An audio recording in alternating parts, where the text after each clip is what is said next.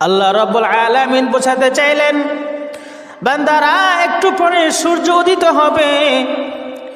এই সূর্য একটা সময় পর্যন্ত দুর্বল থাকে। সূর্য ধীরে ধীরে উপরের দিকে ওঠে আর তার তেজ বৃদ্ধি পায়। সূর্যের আলো প্রখর হয়ে যায়।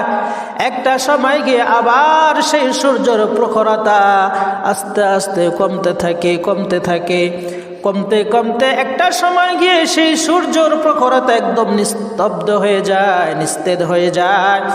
সূর্যটা আবার আস্তে করে ডুবে যায়, মানুষের দৃষ্টি গোচর হয়ে যায়। আল্লাহ রাব্বুল আলামিন মানুষদেরকে বোঝাতে চাইলেন, মানুষ তোমার উপমাও এই সূর্যের মতো।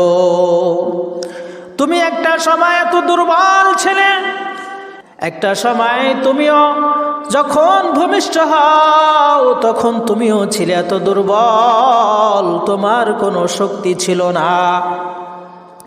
আমি আল্লাহ রাব্বুল আলামিন তোমাকে লালন পালন করিয়া এমন একটা সময় তোমার দেহে এমন একটা শক্তি দিলাম, যেই শক্তি দিয়া তুমি দুনিয়ার মধ্যে তোমার রিজিক অন্বেষণ করতে পারো, ইবাদত বন্দেগী করতে পারো।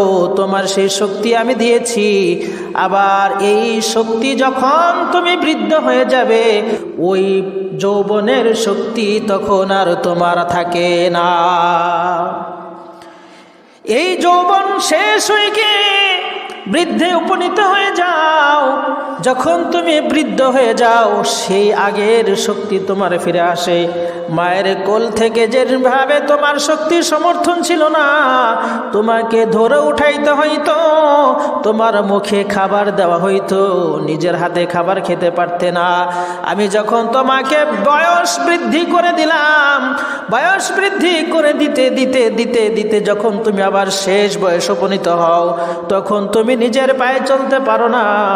তোমার চালানোর জন্য মানুষের ভর নিতে হয়, সাহায্য নিতে হয়, তোমার মুখে খাবার দিয়ে দিতে হয়।